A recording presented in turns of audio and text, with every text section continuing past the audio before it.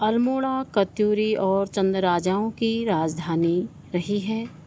यह सांस्कृतिक और ऐतिहासिक नगरी के रूप में देश विदेश में अपनी विशिष्ट पहचान रखता है। अल्मोड़ा जनपद प्राकृतिक सौंदर्य से भरपूर है, जो देश के प्रसिद्ध पर्यटन स्थलों में भी जाना जाता है। यहाँ की विविध परंपराएं, रीति रिवाज अपनी विशिष्ट पहचान रखते हैं। उनमें से होली गायन की परंपरा भी एक विशिष्ट है। यहाँ पौष मास के प्रथम रविवार से बैठ की होली प्रारंभ हो जाती है। पौष मास के प्रारंभ से होली गायन परंपरा के इतिहास के बारे में जानकारी देने के लिए मैं कंचना पांडे आपको अल्मोड़ा के प्रसिद्ध सांस्कृतिक क्लब श्री लक्ष्मी भंडार हुक्का क्लब लिए चलती हूँ। यह क्लब खजांची मोहल्ले में स्थित है। यहाँ जाने के लिए गांधी पार्क चौखान पाटा से पैदल रास्ते से जाया जाता है। अब मैं यहाँ पहुँच गई हूँ। सर्वप्रथम आपको सांस्कृतिक क्लब लक्ष्मी भंडार के अध्यक्ष श्री राजेंद्र तिवारी जी से मिलाना चाहूँगी। इस पौष माह की इस वर्ष की जो होली बैठक थी हमारी, ये 17 दिसंबर रविवार के दिन से पूस के पहले रविवार से ये प्रारंभ की गई थी। मान्यता है ये होली जो है अल्मोड़ा के जो इष्ट देव हैं भोलानाथ जी की, यहाँ ऐसी मान्यता है कि उनका वध कर दिया गया था और पुनः जब वो भूतंगी हो गए थे तो उनके कोप से बचने के लिए फिर अल्मोड़ा में ही जो है उनकी प्रतिस्थापना की गई, वहाँ पे पुनर्स्थापित किया गया और उनको अल्मोड़ा का लोक देवता माना गया। जो उनकी स्थापना भी की गई थी वो तो रविवार को की गई थी, तो इसलिए जो है ये पवित्र दिन यहाँ पे माना जाता है और उसी दिन से लोगों ने ये घरों घरों में बैठ के होली प्रारंभ की। वैसे इसका प्रादुर्भाव चंद राजाओं के समय से हुआ, क्योंकि राजा लोग अपने मनोरंजन के लिए अपने साथ इस जनपद से बाहर से और तराई से और बरेली तक का, रामपुर बरेली, वहाँ से भी अपने साथ जो गाने बजाने वाले लोग जो थे अपने साथ लाए थे और उन्होंने राजाओं के मनोरंजन के लिए तैयार किया और उसके बाद उन्होंने सिखाई और फिर जो शौकीन लोग थे, क्योंकि मनोरंजन के साधनों का अभाव था, तो कई लोगों ने होलियाँ सीखी और उनकी रचना की गई और ये फिर हमारे आम जीवन में एक हिस्सा हो गया। क्योंकि मनोरंजन का साधन नहीं था तो इसलिए जो था ये ठंड की रातों में सगड़ जला करके, आग जला करके ये होलियाँ की जाती थी। और जहाँ तक श्री लक्ष्मी भंडार हुक्का क्लब का प्रश्न है तो यहाँ पे जो है 1907 में इसकी स्थापना हुई थी और इसी कक्ष में, अब ये पुराना मकान छत वाला हुआ करता था, पटाल वाला, तो यहाँ पे लोग बैठा करते थे, समसामयिक विषयों पर चर्चा के लिए यहाँ पर आया करते थे और यहीं पे ये होली जो थी ये गाई जाती थी।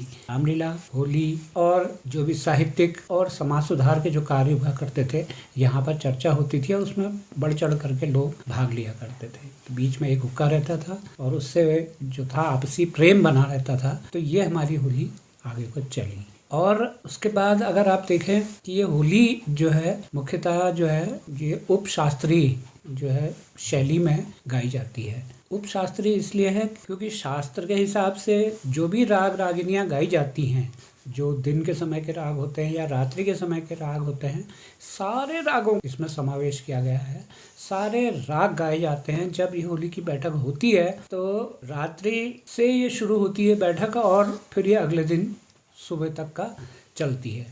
और कई लोग तो उसमें ऐसे भी हैं जो दिन के राग जो होते हैं, जैसे पीलू हो गया, जो थोड़ा सा हम का समय का हो गए, या राग कल्याण थाट पे आधारित होते हैं, ये राग भी करते हैं। काफ़ी मुख्य रूप से गाया जाता है और सुबह जो है भैरवी पे जा करके ये होली खत्म होती है और आशीर्वाद दिया जाता है जिसके घर में ये होली की जाती है। तो ये है और ये स्पेशल एक इसमें विशिष्ट ताल जो है, चाचर इसको कहा जाता है, वो बजाई जाती है। वो दीपचंदी की तरह उसके बोल होते हैं, धा धिन धाधा धिन, तो उसमें थोड़ा परिवर्तन किया गया, धा धिन धाधा धिन तिट लगा करके इसको आगे को 16 मात्रा का बना गया। 14 मात्रा से बढ़ा करके इसको 16 मात्रा की बनाई गई। तो विलंबित में गाई जाती है, फिर उसके बाद द्रुत गति इसमें हो जाती है, उसमें 3 ताल आती है, उसके बाद सितार खानी बजाई जाती है, फिर तिहाई लगा करके उसको उतारा जाता है और पुनः अंतरा इसी तरह से विलंबित ताल में प्रारंभ की जाती है। देख जी, आपने होली गायन परंपरा और इसके इतिहास के बारे में और रागों के बारे में हमें बताया। हम चाहेंगे कि आप हमारे श्रोताओं को कुछ पंक्तियाँ शास्त्रीय रागों पर आधारित बैठकी होली के गा के सुनाएं।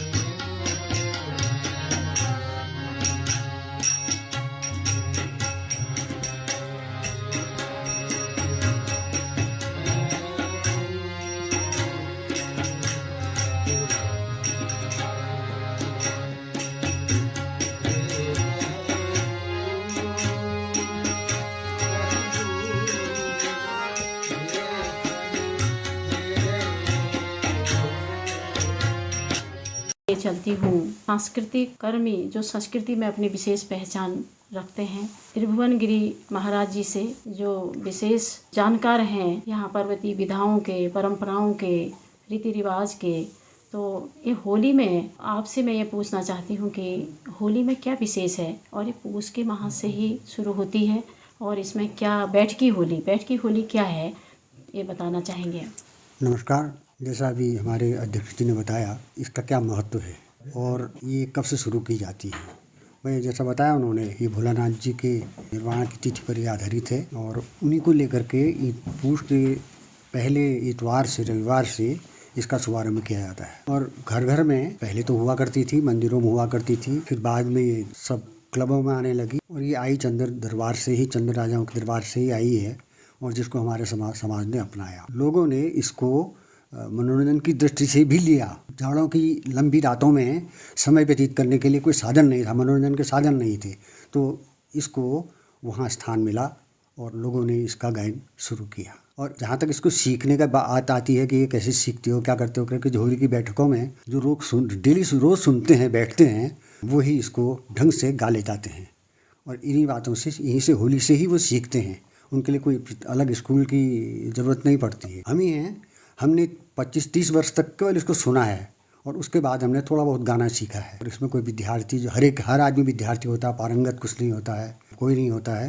हाँ, राग इसमें सब आते हैं। यहाँ मुख्य राग जैसे हम शाम से शुरू करते हैं तो काफ़ी से शुरू करते हैं। श्याम कल्याण हो गया, सुबह भैरवी हो गई, रात में जितने होते हैं, सहाना है, विहाग है, जय जयवंती है, परज है, ये राग इसमें अमूमन लिए जाते हैं। हाँ जी, ये बताइएगा कि होली गायन का जो बैठकी होली कब से, और उसके बाद खड़ी होली होती है, उसके बाद होली का अलग स्वरूप बदल जाता है, तो इसके स्वरूप पर भी एक प्रकाश डालने की कृपा करें। देखिए, सबसे पहली बात है, जैसे आजकल जाड़ों के दिन है, वृक्षों ने अपने पत्ते तक छोड़ दिए हैं, कोई नई हलचल उसमें नहीं है। इन दिनों में केवल निर्वाण की होलियों को ज़्यादा महत्व दिया जाता है और निर्वाण की होलियाँ गाई जाती हैं पुष के पहले इतवार से लेकर के आगे जाकर शिवरात्रि तक। शिवरात्रि के बाद शिव का दिन तो होता ही है, उस दिन शिव की होलियाँ भी गाई जाती हैं।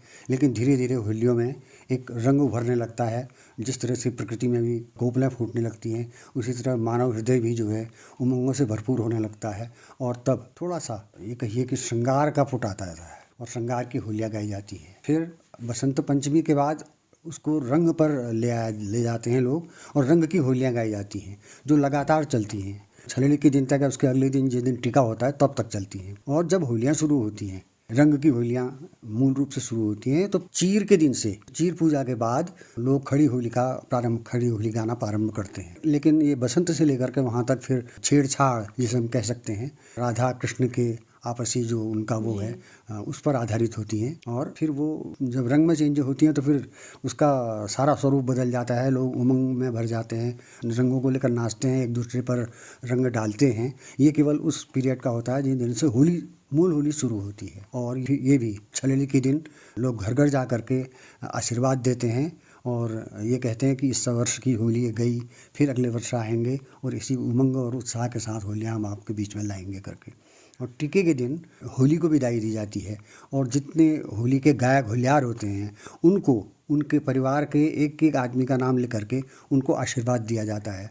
इस तरह से हमारे वहाँ होलिका की परंपरा चली आई है और इसका समापन किया जाता है। ये बैठकी होली के बारे में ज़्यादा यहाँ अल्मोड़ा की प्रचलित है बैठकी होली, तो क्या अंतर है बैठकी होली खड़ी होली में, क्या अंतर है? बैठकी होली जो है वो शास्त्रीय रागों, उपशास्त्रीय रागों पर आधारित रहती है, लेकिन खड़ी होली जो है वो उमंग और उत्साह की से भरपूर होती है। यहाँ अमूमन जो होलियाँ गाई जाती हैं खड़ी होली, वो सब ब्रज से यहाँ आई हुई हैं। यहाँ की नहीं ऐसी कोई होली नहीं होती। कुछ लोग लिखते हैं लेकिन वो ज़्यादा टिकाऊ नहीं रहती है, लोग वही परंपरागत होलियों को यहाँ पर गाते हैं।